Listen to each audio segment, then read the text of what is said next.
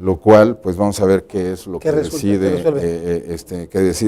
los jueces sobre este tema, porque efectivamente si yo no reconozco el impuesto sobre dividendos pagados a través del reembolso por reducción de capital previsto en el 89 contra lo que corresponde al impuesto causado por el resultado fiscal en el mismo ejercicio de distribución o de la reducción de capital, pues tengo una gran desventaja como contribuyente. Claro. Y entonces, esta reducción de capital que me provocó un ISR tampoco se puede llevar contra el impuesto del IETU, que es parte de los comentarios que yo te hacía. ¿Por qué razón? Porque el artículo 8 de la ley del IETU solamente reconoce el acreditamiento de los dividendos distribuidos en los términos del artículo 11. Entonces, es cierto que el impuesto está pagado en el 89, pero fíjate que en el primer párrafo del artículo 11, en la parte final dice que en caso de una reducción de capital se atenderá a lo dispuesto por el 89 de la ley. Entonces, de alguna manera el artículo 11 vincula al artículo 89. Entonces, ahí tenemos otro tema de que si una empresa está pagando ese impuesto sobre dividendos derivado de una disminución de capital, no puede estrictamente aplicarlo contra el IETU porque el artículo 8 no lo previó. Entonces caemos también a una interpretación. Muy interesante. A ver, Fer. El tema del acreditamiento del impuesto del artículo 11 contra el IETU, nos platicabas que era por virtud de que es un acreditamiento y la ley de IETU establece que el impuesto de la renta debe ser efectivamente pagado sin acreditamientos. Correcto. Ya lo agotamos esa parte. Pero ahora, ¿no podría ser un argumento, Fer? Decir, bueno, ahora en términos del 89 no estoy pagando el impuesto sobre la renta vía acreditamiento. Es un impuesto sobre la renta efectivamente pagado. Por lo tanto, el 8 me dice, renta efectivamente pagado por cualquier tipo de operación que realice que esté grabada para ese impuesto. Y lo pagué.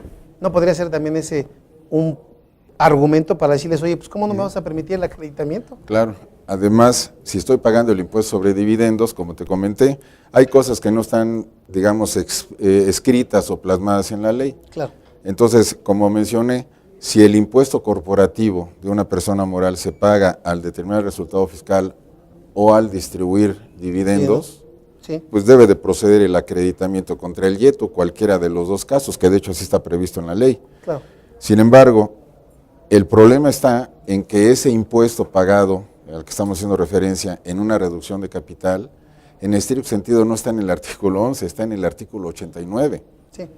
Entonces, si yo pago ese impuesto sobre dividendos que van involucrados en el reembolso por reducción de capital, pues no tengo un elemento, si yo interpreto que es del 89, no tengo el elemento para hacer el acreditamiento en el artículo 8 del IETU.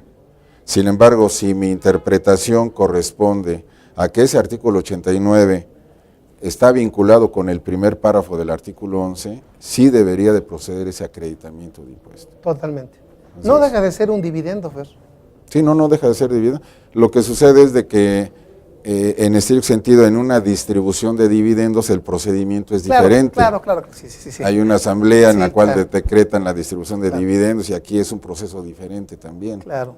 Entonces, de ahí es que surgen estas controversias, donde desde luego, viendo la conveniencia de la autoridad fiscal, pues evidentemente que ellos dicen, bueno, si no es del artículo 11, no procede el acreditamiento en el IETU. Y es en donde vienen las controversias ya en tribunales, ¿no? Que se tienen que dilucidar en tribunales. Correcto.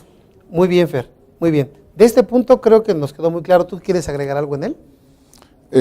No, creo que... ¿Nos vamos así? Tú me dices si algún otro quieres ahondar un poquito más. Correcto. O si algo no te pregunto, pues con mucho gusto.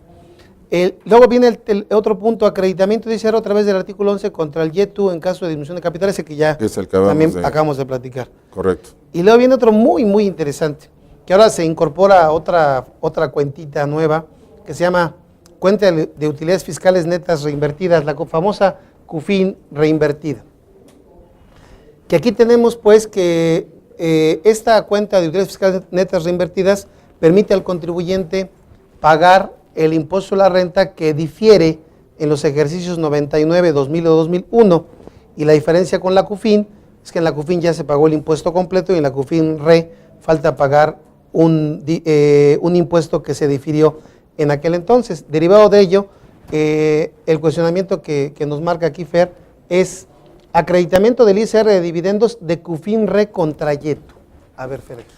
Sí, como lo has mencionado, en 1999, 2000 y 2001 se otorgó un diferimiento de impuesto sobre la renta a aquellas empresas que así lo hubieran decidido, de tal manera que en aquel entonces la tasa de impuesto era 35% y quienes decidieran hacerle diferimiento podían diferir el 3 o el 5%, dependiendo del año en que lo hicieran. Okay.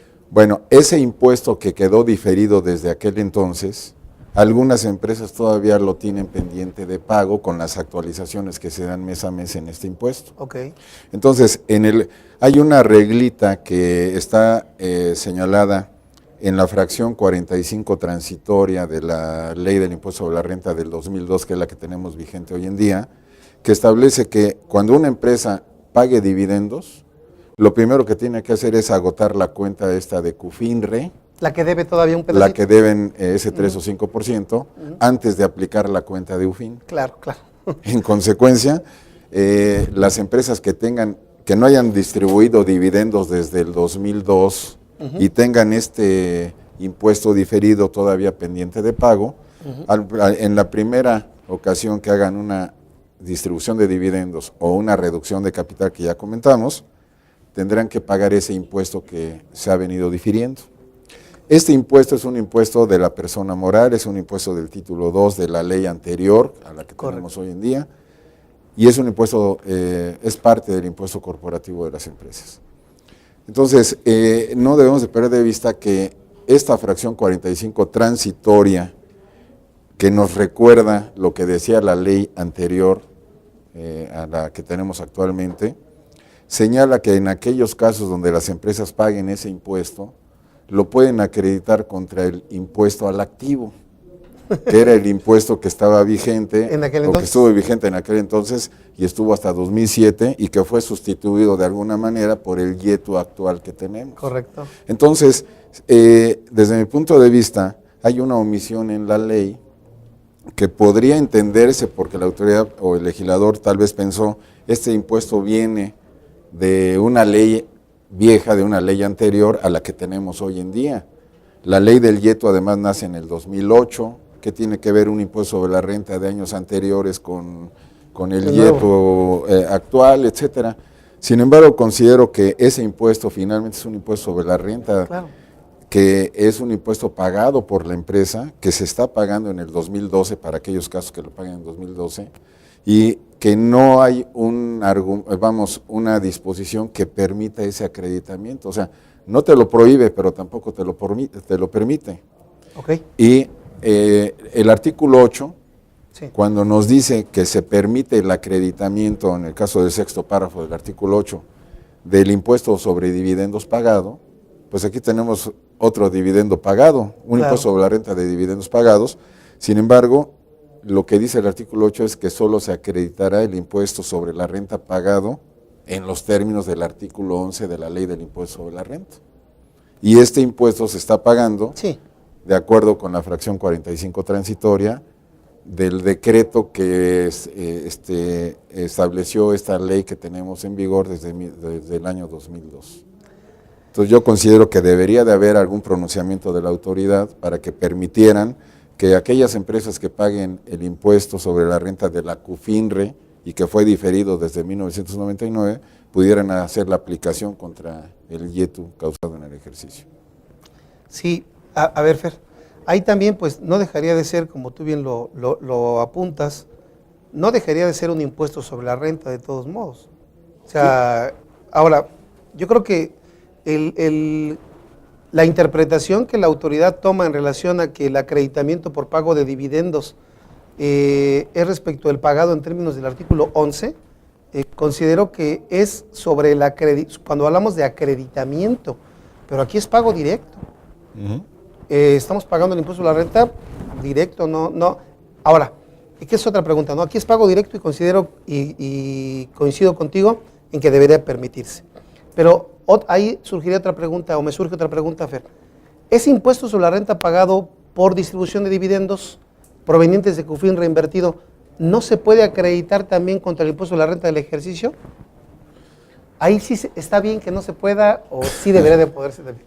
Bueno, volvemos a lo mismo. Siendo un impuesto corporativo, visto como impuesto corporativo, también debería de reconocerse contra el impuesto. O sea, no debemos perder de vista el hecho de que yo pague dividendos y cause el impuesto sobre la renta, porque los dividendos no son DUFIN.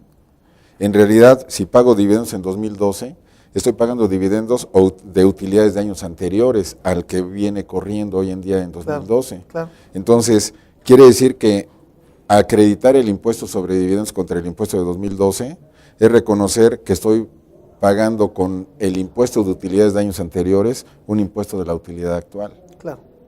Eso es lo que establece el artículo 11. Claro. Por lo tanto, es el mismo esquema.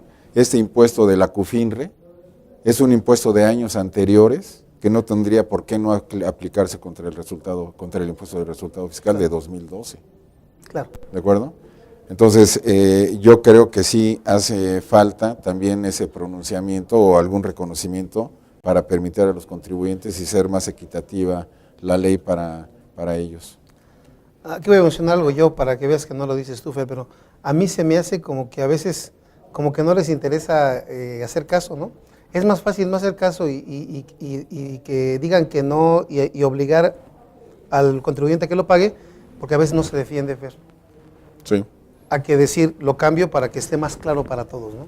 Claro, sí, pero sí, yo creo que además la referencia esta que hace la propia fracción 45, de que una vez pagado el impuesto se pueda acreditar contra el impuesto al activo, si el impuesto al activo ya no existe hoy en día, claro, y fue sustituido por el IETU, creo que ameritaría una aclaración donde se permitiera hacer ese acreditamiento también. Muy bien, Fer. Vamos a continuar ahora con otro punto.